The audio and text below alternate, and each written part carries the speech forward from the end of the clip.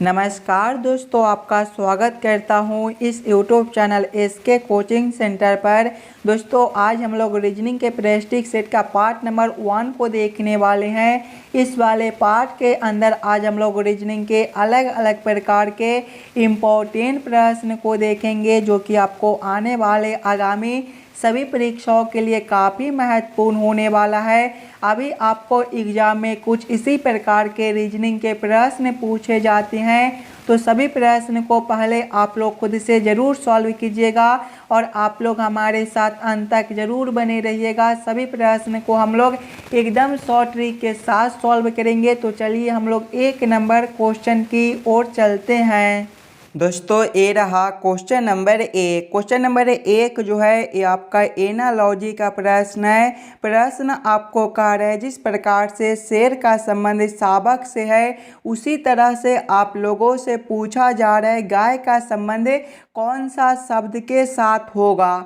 सबसे पहले आप लोग ये समझने की कोशिश कीजिएगा शेर से आपका शावक किस प्रकार से लिखा हुआ है, शेर से शावक आपका किस प्रकार से संबंधित है। ये जो प्रश्न है SSC MTS में पूछा गया प्रश्न है, तो पहले आप लोग खुद से ज़रूर सॉल्व करने की कोशिश कीजिएगा। अगर आप लोग ध्यान से देखिएगा तो शेर के बच्चे को हम लोग क्या कहते हैं, शेर के बच्चे को हम लोग शावक कहते हैं दोस्तों। उसी प्रकार से गाय को बच्चे को हम लोग क्या बोलते हैं, गाय के बच्चे को हम लोग बछड़ा बोलते हैं। बछड़ा ऑप्शन नंबर ए में दिया गया है, जो कि आपका सही उत्तर हो जाएगा। इस वाले खाली स्थान पर आपका बछड़ा भरा जाएगा। क्लियर है। चलिए अगले प्रश्न की ओर हम लोग चलेंगे, क्वेश्चन नंबर 2 की ओर।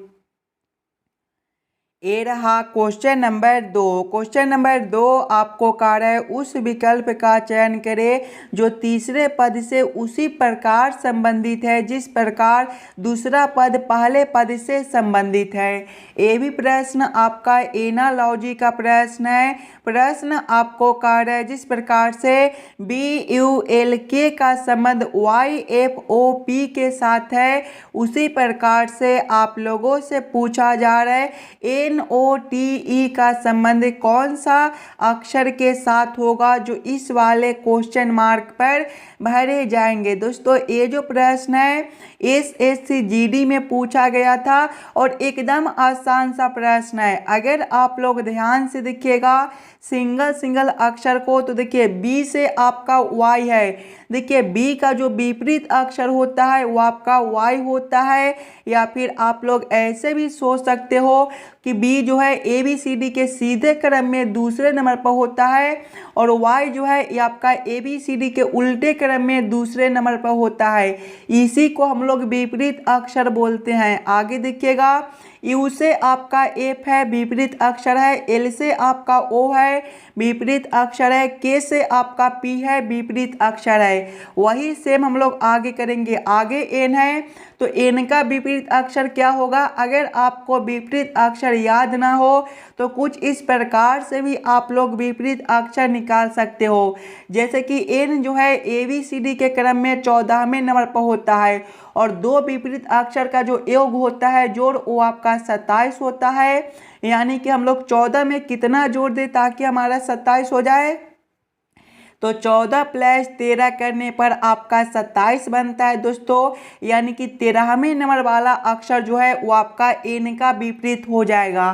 13वें नंबर पर ABCD के क्रम में कौन सा अक्षर होता है, तो आपका M होता है। आप लोग इस प्रकार से भी विपरीत अक्षर निकाल सकते हो। आगे देखिएगा O है, O का विपरीत आपका L होता है। आगे T है, T का विपरीत अक्षर आपका G होता है। आगे E है, E का विपरीत अक्षर आपका V होता है। कौन सा ऑप्शन में आपका MLG भी दिया गया है, तो ऑप्शन नंबर C में दिया गया है, जो कि आपका सही उत्तर बनता है। चलिए अगले प्रश्न की ओर हम लोग चलेंगे, क्वेश्चन नंबर 3 की ओर।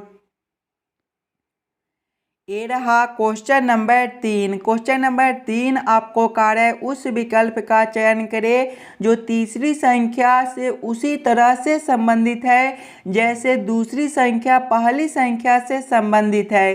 दोस्तों ये भी प्रश्न आपका एनालॉजी का प्रश्न है। ये जो प्रश्न है ये आपका नंबर एनालॉजी रीजनिंग का प्रश्न है। प्रश्न आपको कार्य है जिस प्रकार से 17 का संबंध 289 के साथ है उसी प्रकार से आप लोगों से पूछा जा रहा है 31 का संबंध कौन सा संख्या के साथ होगा जो इस वाले क्वेश्चन मार्क पर भरे जाएंगे। दोस्तों जब भी आपको इस प्रकार के प्रश्न देखने को मिले तो पहले आप लोग ये समझने की कोशिश कीजिएगा 17 को हम लोग क्या करेंगे ताकि हमारा 289 बन जाए। एकदम आसान सा प्रश्न है। अगर हम लोग 17 का स्क्वायर कर देते हैं तो ये आपका 289 होता है। उसी प्रकार से आगे संख्या 31 है तो 31 का हम लोग स्क्वायर करेंगे तो आपका जो है वो 961 बनेगा। 961 ऑप्शन नंबर डी में दिया गया है जो कि आपका सही उत्तर हो जाएगा दोस्तों। और ये जो प्रश्न है SSC MTS में पूछा गया प्रश्न है। कुछ इसी प्रकार के प्रश्न जो है वो आपको एग्जाम में आते हैं तो सभी प्रश्न को पहले आप लोग वीडियो को रोक लीजिएगा और खुद से ज़रूर सॉल्व करने की कोशिश कीजिएगा ताकि आपको आने वाले आगामी एग्जाम में जब इस प्रकार के प्रश्न देखने को मिले तो आप लोग एकदम आसानी के साथ सॉल्व कर सकते हो। चलिए अगले प्रश्न की ओर हम लोग चलेंगे क्वेश्चन नंबर 4 की ओर।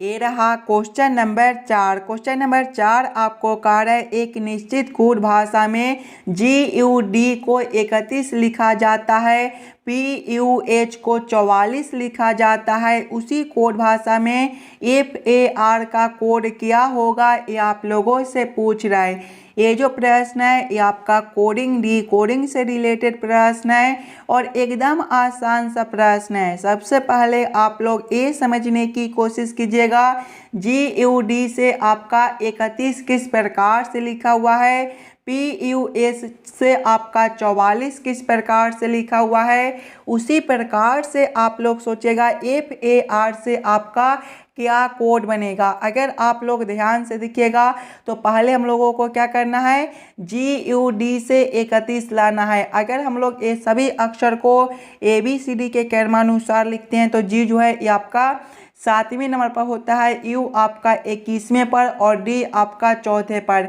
सभी को आपस में जोड़ेंगे तो 7 + 21 आपका जो है 28 बनेगा। 28 + 4 32 होता है और जब हम लोग 32 में 1 माइनस करेंगे तो आपका 31 हो जाएगा। वही सेम आगे करेंगे। आगे देखिएगा आपका PUH दिया गया है, इसके भी सभी अक्षर को ABCD के क्रमानुसार लिखेंगे तो P आपका 16वें नंबर पर होता है, U आपका 21वें पर और H आपका 8वें पर। सभी को आपस में जोड़ेंगे तो 16 + 21 आपका 37 होता है और 37 + 8 जो है वो आपका 45 होता है। इसमें देखिएगा -1 कर दिए थे तो इसमें भी -1 करेंगे। 45 - 1 आपका 44 बनता है। 44 आपका यहाँ पर दिया गया है। यानी कि इस वाले प्रश्न को हम लोग इसी प्रकार से सॉल्व कर सकते हैं। तो वही सेम हम लोग आगे करेंगे FAR के साथ। इसके भी सभी अक्षर को ABCD के क्रमानुसार लिखेंगे। उसके बाद सभी संख्या को आपस में जोड़कर 1 माइनस कर देंगे। देखिए F जो है ये आपका 6ठे नंबर पर होता है, A आपका पहले पर और R आपका 18वें पर। 6 + 1 आपका 7 और 7 + 18 जो है ये आपका 25 होता है। 25 - 1 करने पर आपका 24 बनेगा। 24 ऑप्शन नंबर C में दिया गया है जो कि आपका सही उत्तर बनता है। चलिए अगले प्रश्न की ओर हम लोग चलेंगे क्वेश्चन नंबर 5 की ओर। ये रहा क्वेश्चन नंबर 5। क्वेश्चन नंबर 5 आपको कार्य विकल्पों में से कौन सी संख्या दी गई श्रृंखला में प्रश्न चिन्ह को प्रतिस्थापित करेगी। ये जो प्रश्न है ये आपका श्रृंखला सीरीज से रिलेटेड प्रश्न है। एक श्रृंखला सीरीज दिया गया है और यहाँ पर एक क्वेश्चन मार्क है। इस वाले क्वेश्चन मार्क पर आपका कौन सा संख्या भरा जाएगा, ये आप लोगों से पूछ रहा है। दोस्तों सबसे पहले आप लोग श्रृंखला सीरीज को ध्यान से देखिएगा। श्रृंखला सीरीज को देखिएगा तो सबसे पहले जो है वो आपका 54 दिया गया है। 54 के आगे देखिएगा आपका 46 दिया गया है। 46 के आगे देखिएगा तो आपका 34 दिया गया है। 34 के आगे आपका 26 दिया गया है। 26 के आगे आपका 14 है और इसके आगे आपका क्वेश्चन मार्क है। अगर आप लोग ध्यान से देखिएगा तो देखिए 54 से आपका 46 है, यहाँ पर जो है वो आपका -8 का अंतर है। आगे देखिएगा 46 से जो है वो आपका 34 है, यहाँ पर जो है देखिएगा तो आपका यहाँ पर जो है -12 का अंतर बनता है। आगे देखिए 34 से 26 है, फिर से -8 का अंतर है। 26 से आपका 14 है, यहाँ पर देखिएगा तो फिर से -12 का अंतर है और आगे क्वेश्चन मार्क है। देखिए -8 -12 यानी कि एक बार -8 करता है तो एक बार -12 करता है। यहाँ पर -12 है तो अगला अंतर आपका -8 का बनेगा। 14 -8 जो है वो आपका 6 हो जाएगा। 6 ऑप्शन नंबर बी में दिया गया है जो कि आपका सही उत्तर बनता है। इस वाले क्वेश्चन मार्क पर आपका 6 भरा जाएगा। चलिए अगले प्रश्न की ओर हम लोग चलेंगे, क्वेश्चन नंबर 6 की ओर। ये रहा क्वेश्चन नंबर 6। क्वेश्चन नंबर 6 आपको कार्य है उस पद का चयन करें जो निम्नलिखित श्रृंखला को पूरा करेगी। ये जो प्रश्न है ये आपका जो है अक्षर श्रृंखला से रिलेटेड प्रश्न है। एक अक्षर श्रृंखला दिया हुआ है और यहाँ पर खाली स्थान है। इस वाले खाली स्थान पर आपका कौन सा अक्षर भरा जाएगा ये आप लोगों से पूछ रहा है। अगर आप लोग ध्यान से देखिएगा दोस्तों सिंगल अक्षर को तो देखिए एच से जो है वो आपका ई दिया गया है। एच जो है ABCD के क्रम में देखिएगा तो 8वें नंबर पर होता है और ई आपका 5वें पर, यहाँ पर आपका -3 है। आगे देखिए ई से आपका बी है, यहाँ पर भी -3 है और आगे खाली स्थान है तो आगे भी हम लोग -3 करेंगे। बी -3 जो है वो आपका वाई हो जाएगा। दूसरे वाले अक्षर से देखिएगा तो ए में से आपका जे है, यहाँ पर भी आपका -3 है। जे से आपका जो है वो जी है, -3 है तो आगे भी हम लोग -3 करेंगे। जी -3 जो है वो आपका डी होता है। कौन सा ऑप्शन में आपका वाई डी दिया गया है तो वाई और डी ऑप्शन नंबर ए में ही दिया गया है जो कि आपका सही उत्तर बनता है। चलिए अगले प्रश्न की ओर हम लोग चलेंगे, क्वेश्चन नंबर 7 की ओर।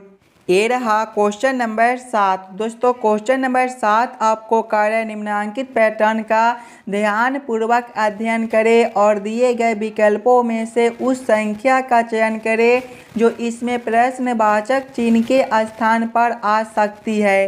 ये जो प्रश्न है ये आपका मिसिंग नंबर से रिलेटेड प्रश्न है। यहाँ पर आपका एक क्वेश्चन मार्क दिया हुआ है। इस वाले क्वेश्चन मार्क पर कौन सा संख्या भरा जाएगा ये आप लोगों से पूछ रहा है। दोस्तों ये जो प्रश्न है SSC CGL एग्जाम में पूछा गया प्रश्न है तो पहले आप लोग वीडियो को रोक लीजिएगा और खुद से ज़रूर सॉल्व करने की कोशिश कीजिएगा। जब भी आपको मिसिंग नंबर से रिलेटेड प्रश्न देखने को मिले तो सबसे पहले आप लोग क्वेश्चन के पैटर्न को समझने की कोशिश कीजिएगा। अगर आप लोग ध्यान से देखिएगा प्रश्न को तो इस वाले लाइन से देखिए आपका बड़ा संख्या दिया गया है, 75 है, 70 है और क्वेश्चन मार्क है। जब भी आपको इस प्रकार के प्रश्न देखने को मिले तो ऐसे प्रश्न को पहले हम लोग इस वाले लाइन से सॉल्व करने की कोशिश करते हैं। पहले हम लोग ये समझने की कोशिश करेंगे 13 और 6 से 75 किस प्रकार से लिखा हुआ है, 18 और 4 से 70 किस प्रकार से लिखा हुआ है। उसी प्रकार से हम लोग सोचेंगे 15 और 8 से हमारा कौन सा संख्या बनेगा जो इस वाले क्वेश्चन मार्क पर भरे जाएंगे। सबसे पहले दोस्तों हम लोगों को क्या करना है, 13 और 6 से 75 लाना है। अगर सबसे पहले हम लोग ये दोनों संख्या को आपस में गुना कर लेते हैं 13 गुना 6 करेंगे तो आपका कितना हो जाएगा, 13 गुना 6 जो है ये आपका 78 होता है। और ध्यान से देखिएगा तो दूसरा संख्या आपका 6 है। अगर दूसरा संख्या में अगर हम लोग 2 से भाग करते हैं और फिर माइनस कर देंगे तो देखिएगा 78 माइनस करेंगे 2, 6 भागा 2 जो है ये आपका 3 हो जाएगा। 78 माइनस 3 जो है वो आपका 75 बनता है। यहाँ पर 75 आपका दिया गया है। वही सेम आगे करेंगे, जब हम लोग 18 गुना 4 करेंगे तो आपका कितना हो जाएगा, 18 गुना 4 जो है वो आपका 72 हो जाएगा। माइनस करेंगे दूसरा संख्या में 2 से भाग, दूसरा संख्या 4 है तो 4 भागा 2 करेंगे। यहाँ पर देखिएगा 72 माइनस करेंगे 4 भागा 2 आपका 2 हो जाएगा। 72 माइनस 2 जो है वो आपका 70 बनता है। देखिए 70 भी आपका जो है वो यहाँ पर दिया गया है। यानी कि इस वाले प्रश्न को हम लोग इसी प्रकार से सॉल्व कर सकते हैं दोस्तों। तो वही सेम आगे करेंगे, पहले दोनों संख्या को आपस में गुना करेंगे। 15 गुना 8 करेंगे तो आपका 120 हो जाएगा। फिर माइनस करेंगे दूसरा संख्या में 2 से भाग करेंगे। दूसरा संख्या 8 है तो 8 में हम लोग 2 से भाग करेंगे। यहाँ पर देखिएगा 120 माइनस करेंगे 8 भागा 2 आपका 4 हो जाएगा। 120 माइनस 4 जो है वो आपका 116 बनता है। 116 देखिएगा तो ऑप्शन नंबर डी में दिया गया है, जो कि आपका सही उत्तर हो जाएगा। इस वाले क्वेश्चन मार्क पर 116 भरा जाएगा। क्लियर है। चलिए अगले प्रश्न की ओर हम लोग चलेंगे, क्वेश्चन नंबर 8 की ओर। ये रहा क्वेश्चन नंबर 8। क्वेश्चन नंबर 8 आपको कह रहा है ऋचा पश्चिम की ओर 25 किलोमीटर चलती है, वह दाएं ओर मुड़ती है तथा 35 किलोमीटर चलती है। वह दाएं ओर मुड़ती है तथा 40 किलोमीटर चलती है। वह दाएं ओर मुड़ती है तथा 35 किलोमीटर चलती है। वह अपने प्रारंभिक बिंदु से कितनी दूरी पर है, ये आप लोगों से पूछ रहा है। सबसे पहले आप लोग ये समझने की कोशिश कीजिएगा, दिशा में जो है वो देखिएगा तो पूरब जो है वो आपका ए वाला दिशा होता है, पश्चिम ए वाला दिशा होता है, उत्तर ऊपर की ओर होता है और दक्षिण जो है वो आपका नीचे की ओर होता है। अब आगे आप लोग प्रश्न को ध्यान से पढ़िएगा और समझने की कोशिश कीजिएगा। देखिए प्रश्न आपको कह रहा है ऋचा पश्चिम की ओर 25 किलोमीटर चलती है। पश्चिम ए वाला दिशा यानी कि ऋचा जो है पहले ए वाला दिशा में 25 किलोमीटर चलती है। आगे प्रश्न को पढ़िएगा, वह दाईं ओर मुड़ती है तथा 35 किलोमीटर चलती है। जब दाईं ओर मुड़ेगी तो इसका दिशा ए वाला हो जाएगा, यानी कि ए वाला दिशा में ऋचा जो है 35 किलोमीटर चलती है। आगे प्रश्न को पढ़िएगा, वह दाईं ओर मुड़ती है तथा 40 किलोमीटर चलती है। जब यहाँ से दाईं ओर मुड़ेगी तो इसका दिशा जो है ए वाला हो जाएगा, यानी कि ए वाला दिशा में ऋचा जो है वो 40 किलोमीटर चलती है। आगे प्रश्न को पढ़िएगा, वह दाईं ओर मुड़ती है तथा 35 किलोमीटर चलती है। जब यहाँ से वह दाईं ओर मुड़ेगी तो इसका दिशा जो है ए वाला हो जाएगा, यानी कि ए वाला दिशा में वह फिर से 35 किलोमीटर चलती है। आगे प्रश्न को पढ़िएगा, वह अपने प्रारंभिक बिंदु से कितनी दूरी पर है। देखिए यहाँ से चलना शुरू किया था और यहाँ तक चलकर आया है, यहाँ से लेकर यहाँ तक का दूरी आप लोगों से पूछ रहा है। अगर आप लोग ध्यान से देखिएगा तो ये पूरा दूरी जो है वो आपका 40 किलोमीटर, यानी कि यहाँ से लेकर यहाँ तक का जो दूरी है वो आपका 40 किलोमीटर बनता है। और ए वाला जो दूरी है वो आपका 25 किलोमीटर है, यानी कि ए वाला जो दूरी बनेगा वो आपका 40 किलोमीटर माइनस 25 किलोमीटर यानी कि 15 किलोमीटर बनेगा। 15 किलोमीटर आपका ऑप्शन नंबर ए में दिया गया है, जो कि आपका सही उत्तर बनता है। चलिए अगले प्रश्न की ओर हम लोग चलेंगे, क्वेश्चन नंबर 9 की ओर। ये रहा क्वेश्चन नंबर 9। क्वेश्चन नंबर 9 आपको कह रहा है आई जे का भाई है, एच आई की पत्नी है, जे एल की माँ है, के जे का भाई है, के एल से कैसे संबंधित है, ये आप लोगों से पूछ रहा है। ये भी प्रश्न आपके लिए इम्पोर्टेंट प्रश्न है, तो पहले आप लोग वीडियो को रोककर खुद से ज़रूर सॉल्व करने की कोशिश कीजिएगा। पहले आप लोग प्रश्न को ध्यान से पढ़िएगा और समझने की कोशिश कीजिएगा। देखिए प्रश्न आपको कह रहा है आई के का भाई है, भाई एक ही पीढ़ी का होता है, यानी कि आई के सामने हम लोग किसको रखेंगे, के को रखेंगे। क्या रिश्ता है, भाई का है, तो आप लोग यहाँ पर भाई लिख लीजिएगा। आगे प्रश्न को पढ़िएगा, आगे प्रश्न आपको कह रहा है एच आई की पत्नी है, पत्नी भी एक ही पीढ़ी का होती है, यानी कि आई के सामने किसको रखेंगे, एच को रखेंगे। क्या रिश्ता है, पत्नी का है, तो आप लोग यहाँ पर पत्नी लिख लीजिएगा। आगे प्रश्न को पढ़िएगा। आगे प्रश्न आपको कह रहा है जे एल की माँ है। देखिए जे और एल आपका अलग अलग दिया गया है, यानी कि अभी हम लोग आगे प्रश्न को पढ़ेंगे।